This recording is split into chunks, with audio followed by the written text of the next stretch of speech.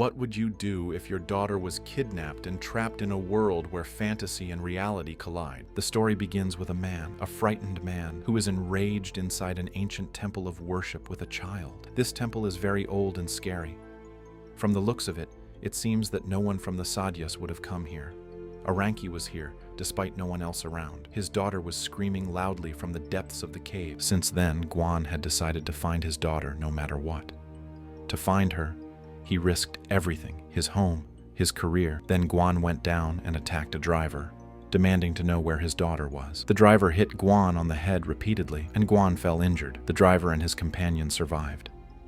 It turned out that Guan had somehow tracked down the child trafficker and deliberately attacked his car, hoping to find his daughter. He saw all the cages, but he had no clue where Tangerine was. The trafficker was arrested by the police on charges of child trafficking. Guan, handcuffed in the back of a police car, fell asleep. In his dream, he saw his daughter locked in black swamp vines. Then he escaped from there and saw another car on the road. Without hesitation, Guan climbed into the car. The story then flashes back to the old century, where a warrior named Kong was escaping from attackers. The leader of these attackers was an old man. As Kong reached the top of a hill, he was surrounded by them. Somehow, Kong climbed back up the hill and saw that the old man and his men had killed his sister. Enraged, Kong took out his spear and prepared to kill the old man. But the old man's armor began shaking. It was looking for a new owner. Suddenly, the armor detached and merged with Kong's body. The armor molded completely into Kong, and an eye formed on his chest. At the same time, Ling took Guan to a building where she worked and showed him pictures of 5 little girls. She said she could do a DNA test to find out if one of them was Guan's daughter, but in return, Guan would have to work for her company. They knew Guan had some kind of power inside him that could influence or control minds.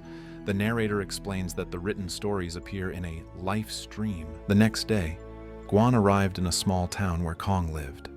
He heard Kong's audiobook and realized that the people and events in his dreams were from Kong's stories. Since there was no one else in the library but Kong and Guan, Kong suddenly asked why Guan was following him with all the jinn. Guan defended himself, saying, "I am a big fan of your novels." The two continued to follow Kong. When a vehicle from Ling's company tried to run them over, Kong ran away but left behind his diary, where he wrote about his dreams. That's how the story continues. Now the story returns to the dream world. Kong is in a city where a festival is taking place.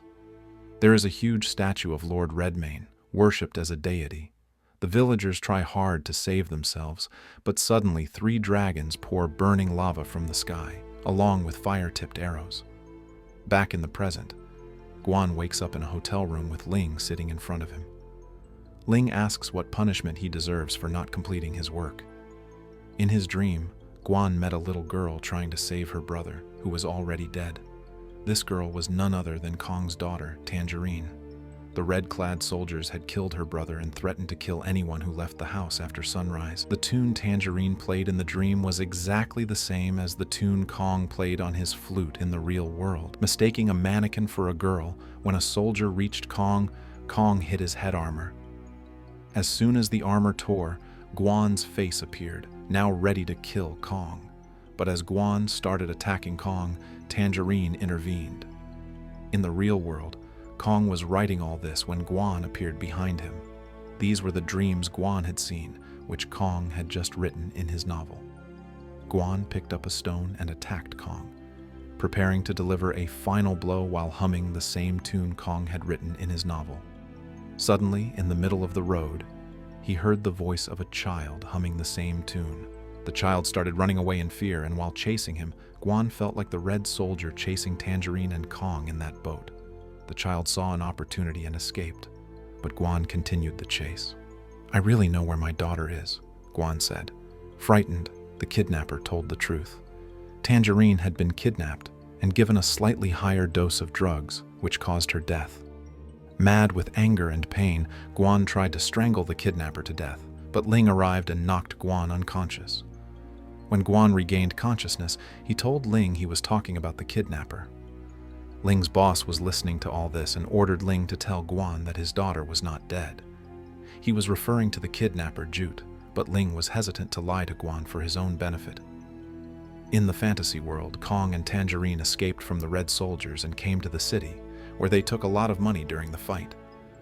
While they were talking, some followers of Lord Redmane entered and tried to kill both of them. In the real world, Guan found Kong on the roof of a building, unaware that the man who attacked him earlier was Guan himself. Guan wondered who had cast him in the role of a Red Soldier in Kong's novel. He also saw strange things Kong had written in his book. Surprisingly, Tangerine was also a living character in this novel. The story returns to the fantasy world, where Kong is about to fight Redmane's soldiers. Suddenly, Kong's armor leaves his body and turns into a creature that acts without free will. Kong jumps into the fight and soon realizes that the armor moves according to him because Kong's blood is inside it. He stabs the armor in the chest and says, "I am your master. You must obey me." He did this to save Tangerine in the novel. After a while, Turan Kong told Guan that his father and Limu had met at one point. To hide the truth, Limu wants to kill Kong too. At the same time, Kong and Tangerine reach Redmane's palace, where they see thousands of red Sipahi effigies. Kong learns that Redmen have imposed a curfew for this reason. Suddenly, Limu's goons arrive at the library, and Guan confronts them using his powers. However, Limu's goons can control electricity. One throws water or Guan and knocks him to the floor. Seeing an opportunity, the goon attacks Guan while wearing rubber gloves to avoid electric shock. Meanwhile, in the fantasy world, as Redman is about to kill Kong, a Red Soldier arrives and attacks him. It is Guan, who has come to save his daughter. Redman is injured by machine gun fire. Kong notices a weapon hanging above Redman's head and pulls it, with the Red Soldier's help. The weapon rips through Redman's body, ending his life. As Redman dies, Tangerine is freed from the prison in his stomach. In the end, Guan hears the same tune again and runs out of the hospital to look. He sees the same boy he was chasing, but this time the boy is accompanied by a girl, none other than his daughter, Tangerine. And that's the incredible story of Guan's relentless fight to save his daughter, Tangerine. A journey where the lines between dreams and reality blur, and true courage is put to the ultimate test. If you enjoyed this deep dive into mystery, magic, and heart-pounding adventure, don't forget to like, subscribe, and hit the bell icon so you never miss an epic story like this. What do you think will happen next? Let me know your theories in the comments below.